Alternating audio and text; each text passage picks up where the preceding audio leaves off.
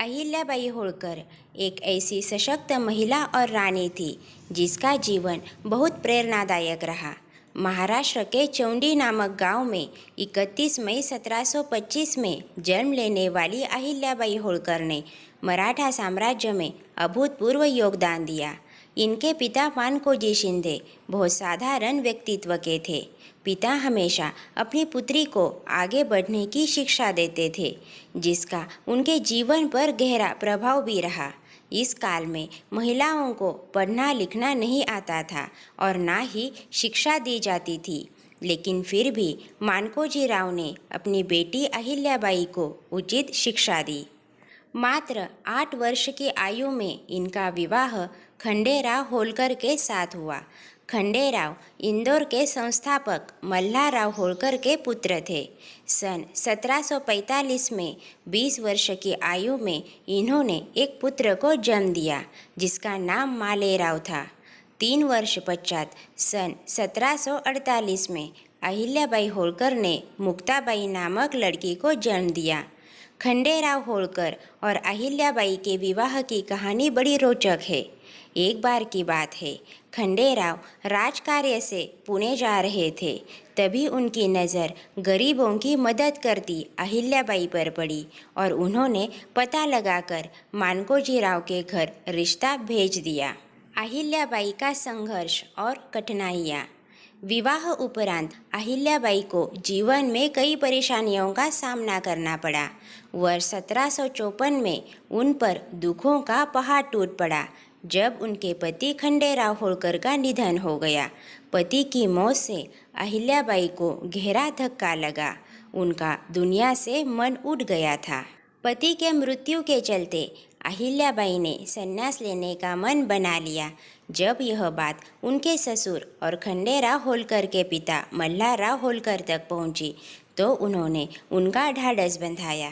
मल्हारराव होळकर ने पूरा राजकाज अपनी पुत्रवधू अहिल्याबाई को सौंप दिया। पति की मौत से उभरकर अहिल्याबाई ने राजकाज में बढ़ चढ़कर हिस्सा लेना शुरू कर दिया, लेकिन अहिल्याबाई के दुख कम होने की जगह बढ़ते ही जा रहे थे। वर्ष 1767 में अहिल्याबाई होळकर के ससुर मल्हारराव होळकर का निधन हो गया और लगभग 1 वर्ष पश्चात सन 1767 में उनके पुत्र मालेराव होळकर का भी निधन हो गया। यह अहिल्याबाई को तोड़ने वाला दिन था। अपनों की मृत्यु का शोक तो था ही, इसके अलावा भी प्रशासकीय कामों में रानी अहिल्याबाई को बहुत परेशानियों का सामना करना पड़ रहा था, लेकिन इस समस्याओं से वह टूटने की बजाय और अपने कौशल को निखार रही थी। यही एक अच्छे शासक की निशानी भी होती है। राजमाता अहिल्याबाई होळकर का जीवन परिचय पढ़ने से ज्ञात होता है कि आरंभ से लेकर अंत तक जिस तरह उन्होंने कठिनाइयों का सामना किया, उन्हीं की वजह से वह इतिहास के पन्नों में चमक छोड़ने में कामयाब रही। अहिल्याबाई होळकर का योगदान। हिंदू संस्कृति के उत्थान और मंदिर के पुनर्निर्माण का कार्य भारत में सबसे ज़्यादा किसी ने किया था तो वो था राजमाता अहिल्याबाई होळकर। अपने जीवन काल में अहिल्याबाई ने मंदिर, धर्मशाला, सड़कें, कुआं, बावड़ियाँ, प्याऊ आदि का बृहद स्तर पर निर्माण करवाया था। कोई भूखा ना सोए, इसलिए उन्होंने जगह जगह अन्य क्षेत्रों का निर्माण भी करवाया था। कोलकाता से लेकर बनारस तक सड़क का निर्माण भी अहिल्याबाई ने करवाया था। इसके अलावा बनारस में अन्नपूर्णा माता का मंदिर, गया जी में भगवान विष्णु जी का मंदिर बनवाया था। काशी, मथुरा, गया जी, अयोध्या, हरिद्वार, द्वारका, जगन्नाथ, बद्रीनारायण और रामेश्वरम जैसे विश्वविख्यात और सांस्कृतिक दृष्टि से महत्वपूर्ण स्थानों पर भी कई जगहों का निर्माण रानी अहिल्याबाई द्वारा करवाया गया था। जगह जगह मंदिरों में उन्होंने ऐसे संतों को बिठाया था ताकि धर्म का प्रचार प्रसार हो सके और लोगों को प्रवचन सुनने में मिल सके। राजमाता अहिल्याबाई द्वारा बनारस में घाट का निर्माण भी करवाया गया। इसके अलावा भी भारत भर के कई मंदिरों के पुनर्निर्माण का श्रेय भी इन्हीं को जाता है। प्राचीन भारत के उत्थान में राजमाता अहिल्याबाई का योगदान अभूतपूर्व माना जाता है। अहिल्याबाई होळकर की विचारधारा। अहिल्याबाई होळकर पूर्ण रूप से धर्म के प्रति समर्पित महिला थी। उन्होंने न सिर्फ धर्म बल्कि महिला सशक्तिकरण के लिए भी बहुत बड़ा काम किया था। अहिल्याबाई ने अपना पूरा जीवन राज्य और प्रजा के लिए समर्पित कर दिया था। पहले पति और बाद में पुत्र और ससुर के मृत्यु के बाद भी अहिल्याबाई जनता की सेवा करती रही। शिव भक्त के रूप में अहिल्याबाई होळकर। अहिल्याबाई बहुत बड़ी भगवान शिव की भक्त थी। एक बार शिवजी ने उनको स्वप्न में दर्शन भी दिए थे। वर्ष 1777 में अहिल्याबाई होळकर ने ही बनारस में स्थित भगवान बाबा विश्वनाथ मंदिर का निर्माण करवाया था। राजमाता अहिल्याबाई ने अपना पूरा जीवन भक्तिभाव और कर्तव्य पालन में बिताया था। अहिल्याबाई जब तक भगवान शिव की पूजा अर्चना नहीं करती थी तब तक पानी भी नहीं पीती थी। शिवजी के प्रति उनका यह समर्पण अद्वितीय था। अहिल्याबाई खुद को शिवजी का सेवक मानती थी और राज्य का शासक भगवान को। रामायण कालीन भगवान श्री राम जी के भाई भरत जी ने जिस तरह अपना सारा राज्य भगवान को समर्पित कर रखा था और खुद को एक सेवक मात्र मानते थे, ठीक वैसे ही राजमाता अहिल्याबाई होळकर का उदाहरण देखने को मिलता है। राजमाता अहिल्याबाई किसी भी काम की जगह खुद का नाम नहीं लिखकर भगवान शिव का नाम लिखती थी, जिसमें सभी राज कार्य भी शामिल थे। उनके समय में जारी किए गए रुपयों पर शिवलिंग और बिल्वपत्र का चित्र अंकित था, जबकि सिक्कों पर नंदी जी का चित्र हुआ करता था। अहिल्याबाई द्वारा चलाया गया यह प्रचलन उनके बाद भी कई वर्षों तक चलता रहा, जिसमें राजा अपने आज्ञापत्रों पर स्वयं के हस्ताक्षर न करके श्री शंकर लिखते थे। शांति और सुरक्षा के क्षेत्र में अहिल्याबाई होळकर का योगदान। मल्हारराव होळकर की मृत्यु के पश्चात अहिल्याबाई होळकर ने राज्य की बागडोर संभाली। इस समय चारों ओर अशांति और अराजकता का माहौल था। ऐसे में राज्य में शांति की स्थापना करना अहिल्याबाई के लिए एक बहुत बड़ा कार्य था।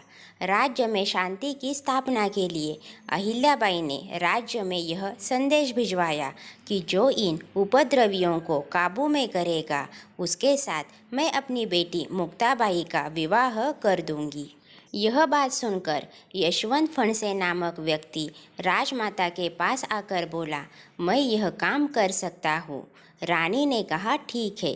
धीरे धीरे समय के साथ राज्य में उपद्रव कम होने लगा और देखते ही देखते पूरे राज्य में सभी लोग शालीनता से रहने लगे।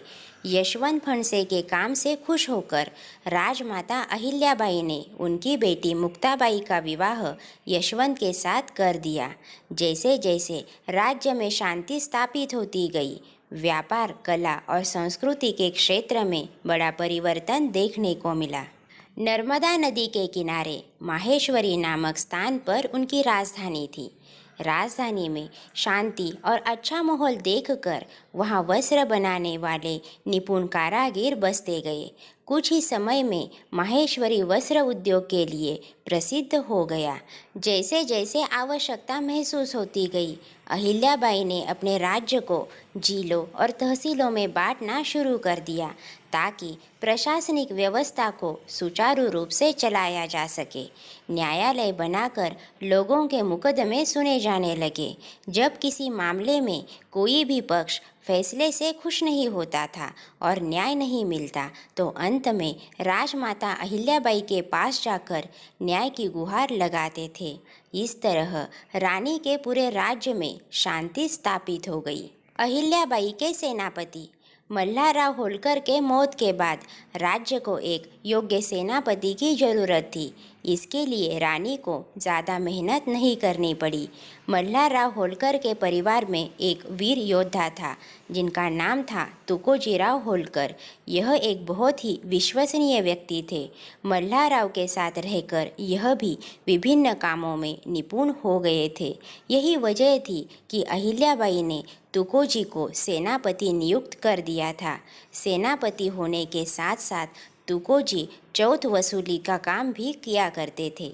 आयु में अहिल्याबाई से बड़े होने के बाद भी तुकोजीराव उनको अपनी माता मानते थे और राजमाता भी पुत्र की तरह व्यवहार करती थी। राज्य में सभी उनको खंडोजी सूत तुकोजी होलकर के नाम से जानते थे। इतना ही नहीं, राज्य में जारी मुहर पर भी यही नाम अंकित रहता था। महिला सशक्तिकरण में अहिल्याबाई का योगदान। 17वीं शताब्दी में महिलाओं की स्थिति अच्छी नहीं थी, पुरुष प्रधान व्यवस्था थी, लेकिन अहिल्याबाई ने महिलाओं की उन्नति और समाज में उनको मजबूत बनाने के लिए अथक प्रयास किया। अहिल्याबाई खुद रण क्षेत्र में लड़ने जाती थी। जब राज्य की बागडोर अहिल्याबाई के हाथ में आई, तब राज्य में यह नियम था कि किसी महिला के निसंतान होने पर यदि उसका पति मर जाता है तो उसकी पूरी संपत्ति राजकोष में जमा हो जाती थी। लेकिन राजमाता अहिल्याबाई होलकर ने राज्य की बागडोर संभालते ही इस कानून में बदलाव कर दिया। अब महिला के पति के मौत के बाद भी उसकी संपत्ति पर अधिकार विधवा का ही रहेगा और वह अपनी इच्छानुसार इसका भोग कर सकेगी। महिलाओं के मान सम्मान को ध्यान में रखते हुए नदी के किनारे पर शौचालय और स्नान घरों का निर्माण भी करवाया था। शिक्षा के क्षेत्र में उन्होंने बहुत अच्छा काम किया और लड़कियों की शिक्षा पर विशेष ध्यान दिया। अहिल्याबाई की मृत्यु। राजमाता अहिल्याबाई होलकर की मृत्यु मालवा के लिए बहुत बड़ी क्षति थी। 70 वर्ष की आयु में 13 अगस्त 1795 में अहिल्याबाई होलकर की मृत्यु हो गई थी। दोस्तों, कहानी अच्छी लगे तो लाइक ज़रूर कीजिए और ऐसे ही कहानियाँ सुनने के लिए हमारे चैनल को सब्सक्राइब कीजिए। मिलते हैं अगली कहानी में। धन्यवाद।